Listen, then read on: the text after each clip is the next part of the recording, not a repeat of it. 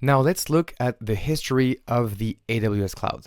So it was launched in 2002 internally at Amazon.com because they realized that their IT department could be externalized. So their Amazon infrastructure was one of their core strengths, and they said, you know what, maybe we can do IT for someone else, for other people. So they launched their first offering publicly, which was SQS in 2004. In 2006, they expanded their offering and they relaunched with the availability of SQS, S3, and EC2. Don't worry, we'll see all these services in this course. Then they expanded and said, you know what, we don't have to be just in America, we could be in Europe. And then fast forward to today, we have so many applications that used to run or are still running on AWS, such as Dropbox, Netflix, Airbnb, or even the NASA. Now, let's look at where AWS is today. If you look at the Magic Quadrant from Gartner, you can see that AWS is a leader. And it has been the case for many, many years. So AWS now has $90 billion in revenue as of 2023, and it accounts for about 31% of the market in Q1 2024, with Microsoft being second with 25%. It's been a pioneer and a leader of the market for 13 consecutive years, and it has over 1 million active users. So learning AWS really sets you up for success in the cloud world. So what can you build on AWS? Well, pretty much everything. AWS will enable you to build sophisticated and scalable applications, and they are applicable to a diverse set of industries. Every company has a use case for the cloud. So Netflix, McDonald's, 21st Century Fox, Activision, they're all using the cloud. And use cases can include just transferring your enterprise IT, or using the cloud as a backup and storage, or doing some big data analytics. You can also host a website, or create a backend for your mobile and your social applications. Or you can have your entire gaming servers running on the cloud. The applications are endless. Now, AWS is global, and this is where we are going to learn a bit more specifics about how it works. So we have AWS regions, we have availability zones, data centers, edge locations, and points of presence. And all of these can be represented on the map right here. So let's go on this website to have a quick look at it. So this is a cool map because on this website, we can see how AWS is global. So if I click on it, I can, scroll the world and see what is happening. So we can see that AWS has multiple regions and they're in orange and they're all around the world. For example, Paris, in Spain, in Ohio, in Sao Paulo, Cape Town, Mumbai, and everywhere else. So AWS truly is a global service.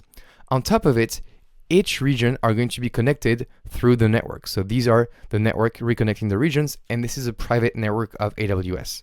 And then within each region, for example, if I really scroll into the Cape Town region, we can see that we have blue dots, and each blue dots will be availability zones that we'll be describing in the next slide. So as we can see, what I want to get you out of this is that AWS truly is global, and we can leverage the infrastructure of a cloud provider to make ourselves, our application, global. The first important concept in AWS are regions. So regions are all around the world, and we saw it on the map from before.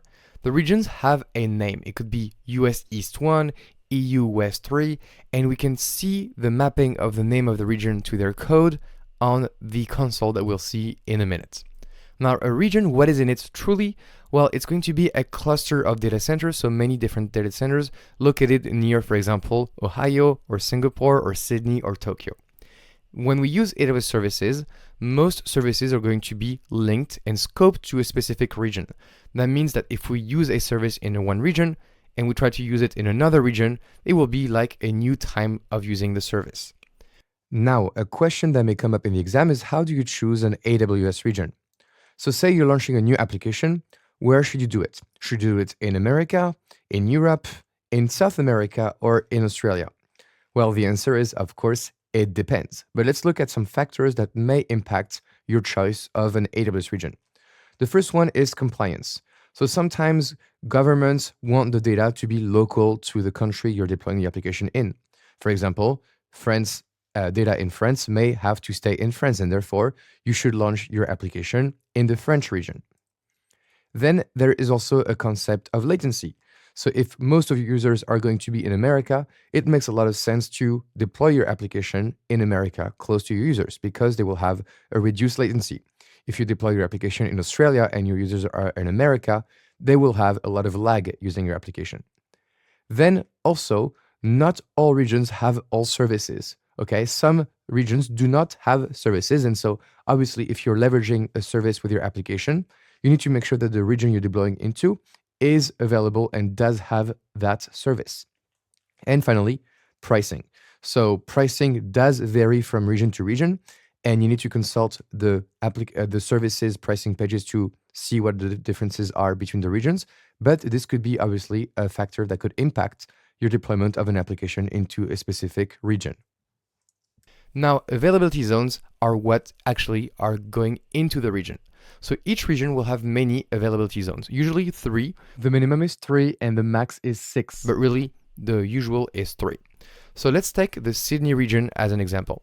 The Sydney region code is AP Southeast 2. So we have to have 3 availability zones in Sydney: AP Southeast 2A, AP Southeast 2B, and AP Southeast 2C. Now, each of these availability zones are going to be one or more discrete data centers that will have redundant power, networking, and connectivity. That means that in Southeast 2A, I can have 2 data centers, maybe as well 2 in 2B and 2 in 2C. But it could be 1, it could be 3, it could be 4. We don't really know. AWS doesn't tell us that. But what we know is that these availability zones are separate from each other so that they will be isolated from disasters. So if something happens to AP Southeast 2A, we know that it is designed not to cascade into AP Southeast 2B or AP Southeast 2C. So they're really isolated from disasters. And then these data centers, these availability zones, they are connected with a high bandwidth, ultra low latency networking, and therefore all together, being linked together, it will form a region.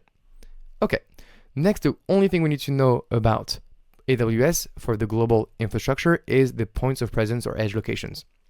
We will see them in details in the global section of this course, but you should know that AWS has more than 400 points of presence in 90 cities across 40 countries. And this will be very helpful when we deliver content to the end users with the lowest latency possible. And this is what you see on this map. Now, again, I'm going quickly over this because we'll see this at about the middle of this course. So now, how about we just play around and do a tour of the console? We'll see that AWS has global services such as IAM, Route 53, CloudFront, and WAF, but we'll see that also most AWS services are going to be region scoped, such as Amazon EC2, Elastic Beanstalk, Lambda, and Recognition. Finally, to know if a service is available in your region, there is a region table you should check out right here.